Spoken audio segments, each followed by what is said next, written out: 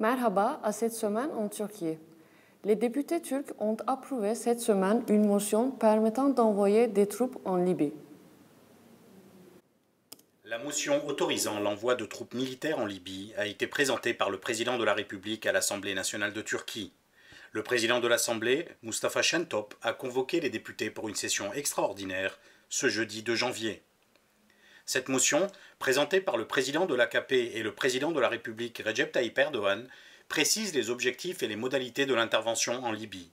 C'est officiellement pour lutter contre Daesh, Al-Qaïda et d'autres organisations terroristes, ainsi que contre l'immigration illégale et le trafic d'êtres humains, que la Turquie répondra à l'invitation du gouvernement d'union nationale libyen. La motion souligne que le gouvernement d'union nationale est issu de l'accord signé le 17 décembre 2015 et qu'il est le seul gouvernement légitime de la Libye, reconnu par le Conseil de sécurité des Nations Unies et par la communauté internationale. Le texte demande aussi aux États membres de cesser leur soutien aux organisations parallèles. Après les débats, les députés ont procédé au vote. Sur les 509 députés votants, 325 ont voté pour, 184 contre. Contrairement à ce qui s'était passé pour l'intervention en Syrie, pas d'union nationale. L'opposition n'a pas soutenu le texte. Si l'AKP et le MHP ont voté pour, le CHP, les ultranationalistes du Bon Parti et les islamistes du Saadet ont voté contre ou se sont abstenus. Le HDP, de tradition pacifiste, a voté contre, mais plus d'une quarantaine de leurs députés n'ont pas fait le déplacement pour voter, y compris les coprésidents du parti, Sezai Temelli et Pervin Buldan. Le journaliste Aydın Selcan et l'universitaire Serhat Güvenç ont commenté en détail les raisons et conséquences de la possible intervention de la Turquie en Libye. Le pouvoir turc poursuit plusieurs objectifs stratégiques en Libye en même temps. Primo, trouver de nouvelles ressources hydrocarbures, non seulement dans les zones maritimes, par les opérations de forage, mais aussi peut-être il y a l'espérance ou l'attente de devenir partie prenante des gisements pétroliers déjà existants sur le sol libyen, en contrepartie de ce soutien militaire turc. Aussi, il y a le montant de 25 milliards de dollars des paiements arriérés des allocations aux entrepreneurs en bâtiment turcs. Puis aussi, il y a cette relation privilégiée entre les frères musulmans et le gouvernement d'Ak Parti. Et aussi, il y a une relation en particulier, apparemment, entre le ministre de l'Intérieur, M. Fethi Başaga, et le gouvernement à Ankara. Un autre volet est la politique intérieure en Turquie, le soutien pour M. Erdoğan, même si le vote au Parlement ne le reflète pas. Parmi l'opinion publique, le soutien pour M. Erdoğan augmente toujours quand il y a une sorte d'opération militaire en dehors de la Turquie. Il y a aussi, par le même biais, l'aspect en Syrie, à Idlib. M. Erdoğan est en difficulté, comme il vient d'annoncer lui-même qu'il y a 250 000 de nouveaux réfugiés syriens en train de marcher vers la frontière turque. Donc, c'est apparemment, ça arrive à temps, disons, comme hier, le 2 janvier, cette vote a passé par le Parlement. Mais aussi, il ne faut pas oublier que le 8 janvier, c'est M. Poutine, président de Russie, qui arrive à Istanbul, ou bien en Turquie. Donc, c'est à attendre dans une semaine ce que M. Poutine va annoncer sur cette nouvelle opération militaire. C'est pour briser son isolement en Méditerranée que la Turquie tente par tous les moyens de soutenir le gouvernement en place, celui qu'on appelle le gouvernement d'union nationale. Et l'un de ces moyens consiste en une intervention militaire. Il y a déjà un accord maritime et un accord militaire qui ont été signés. Et il est rapidement apparu que les forces militaires du gouvernement d'union nationale n'ont pas pu résister aux forces du général Hafter, malgré le soutien de la Turquie. D'ailleurs, il y a déjà des consultants et des experts qui ont été envoyés afin de pouvoir former les soldats à l'utilisation des systèmes de défense mis en place par la Turquie.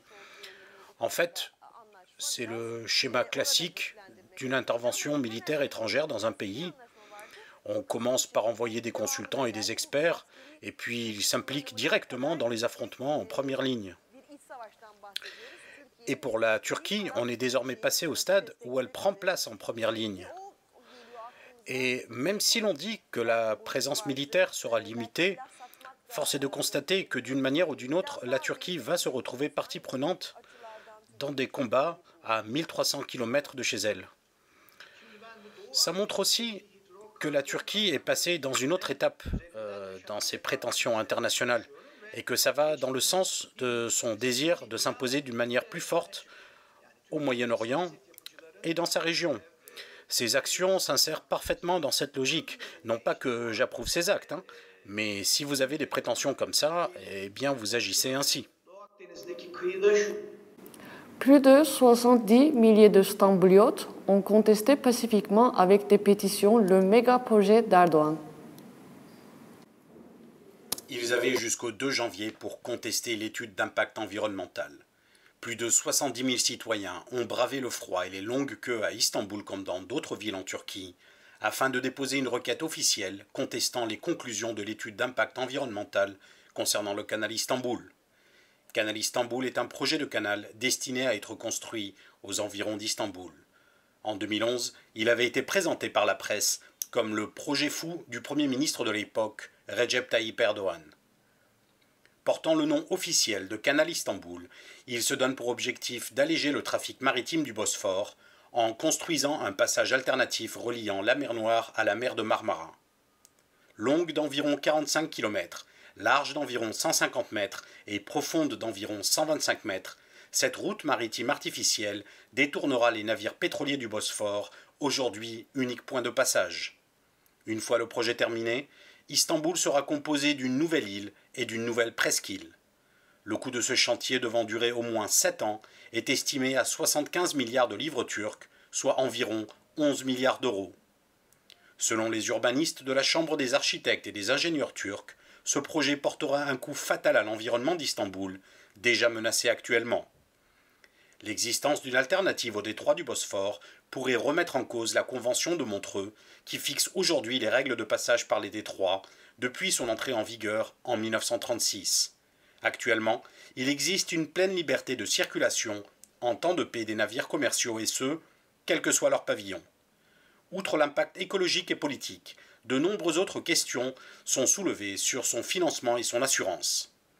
L'économiste Ümit Kumcuoğlu, éditorialiste à Mediascope, note que l'estimation du coût est plutôt minorée, soulignant que le montant total risquerait d'être au final 2 à 3 fois supérieur au chiffre annoncé. Il a expliqué « Même en se basant sur les estimations les plus optimistes, un coût de 2 milliards d'euros est sans précédent pour un pays comme la Turquie. Je ne pense pas que les banques internationales voudront accorder un crédit d'une telle ampleur pour un projet aussi complexe politiquement et juridiquement et qui aura un impact aussi négatif sur l'environnement. Quant aux banques turques, l'économiste souligne qu'elles n'ont tout simplement pas les moyens de débloquer une somme pareille. La rentabilité de ce projet est également questionnée par Kumcuoğlu. Alors qu'aujourd'hui les bateaux peuvent passer librement et pour un coût dérisoire le Bosphore, on ne peut pas les forcer à utiliser le canal. Ce projet ne va rien rapporter et j'ai du mal à voir en quoi les terrains fonciers situés aux alentours du canal gagneront de la valeur. Le président Recep Tayyip Erdogan a annoncé que l'appel d'offres du marché public sera lancé dans les jours à venir.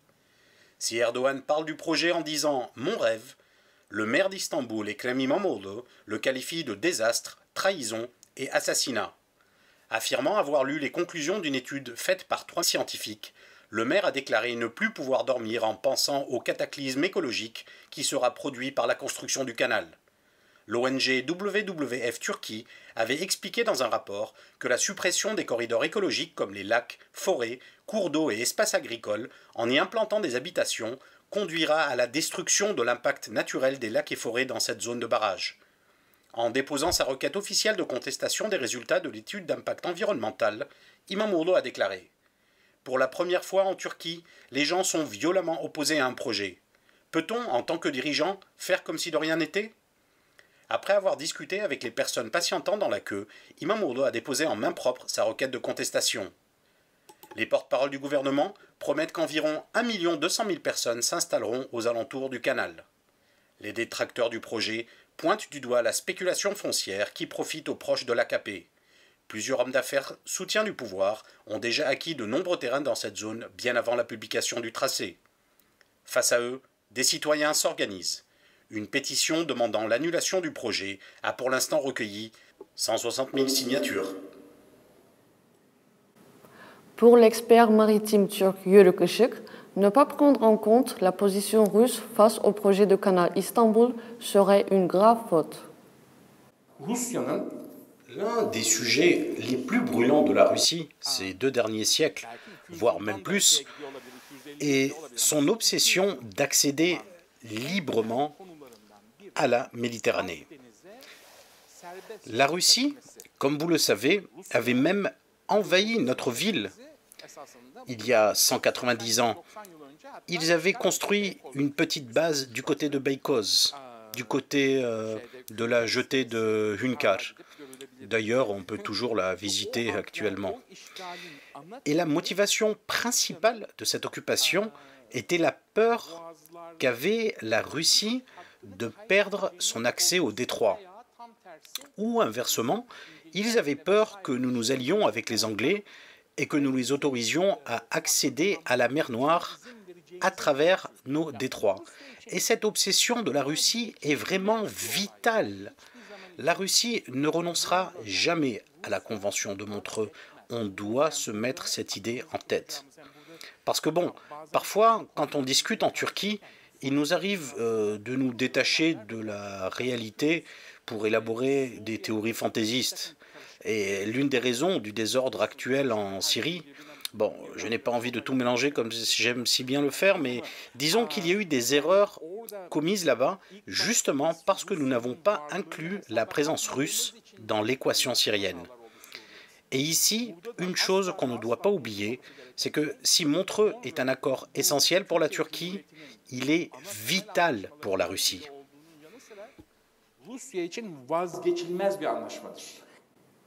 Des membres présumés de Daesh ont été arrêtés dans plusieurs villes.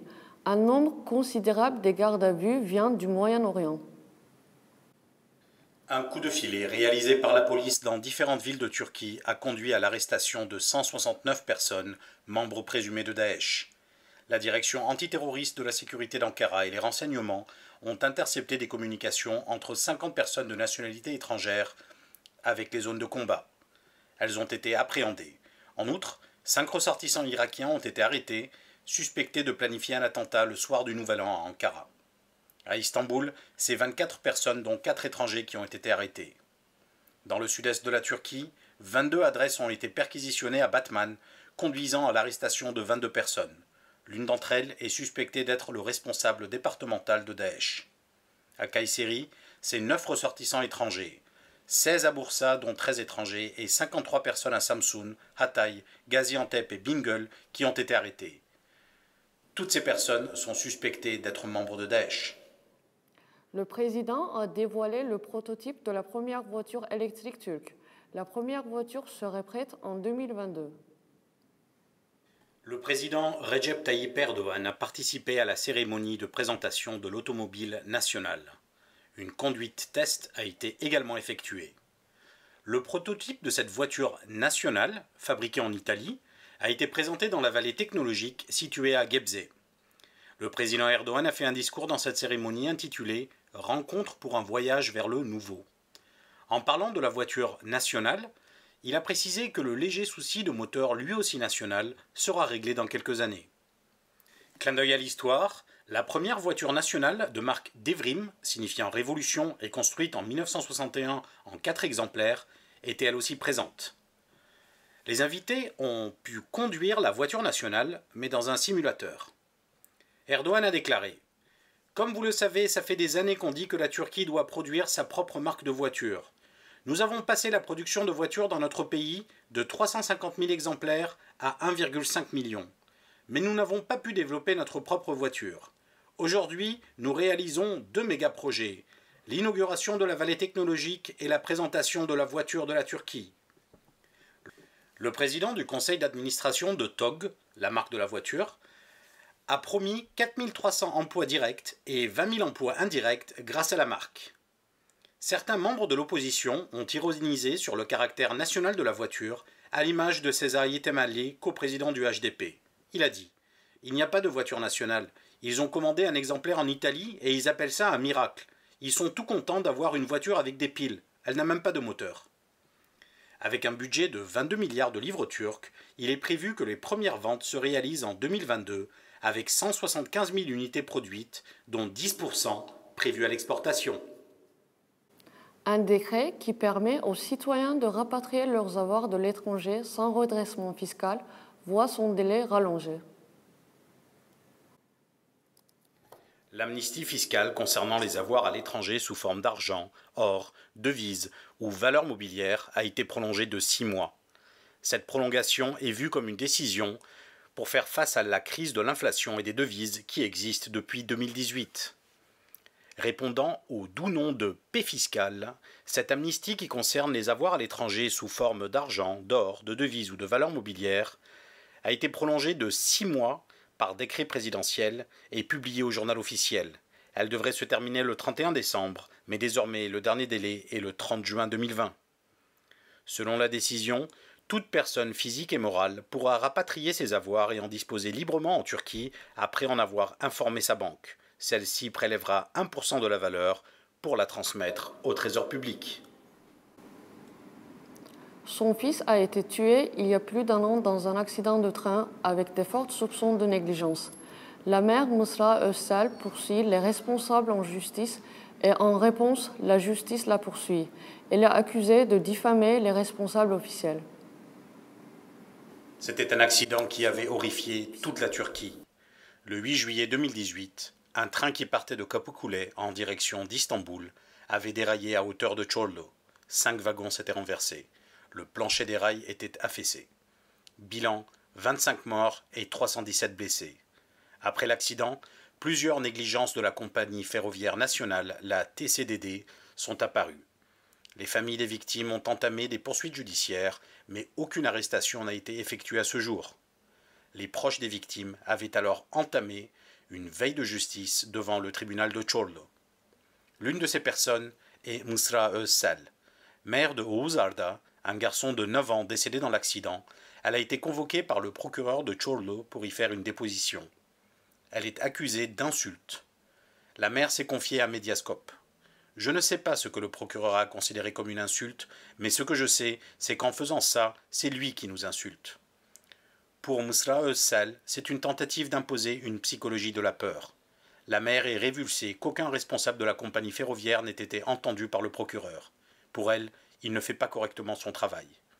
Elle a déclaré « Aucune des personnes que nous poursuivions au titre de négligence n'a été entendue par le procureur.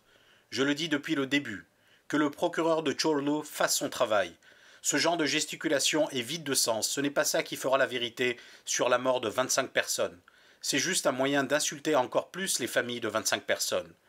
Ils ne pourront pas créer une psychologie de la peur. De toute manière, nous n'avons plus peur de rien. » Le rédacteur en chef de Mediascope, Ruşen Çakır, a fait le bilan politique de l'année écoulée. Et pour lui, la cote du principal parti d'opposition, CHP, et son chef Kılıçdaroğlu est en hausse. Quand on regarde l'année 2019, on voit immédiatement les perdants et les gagnants.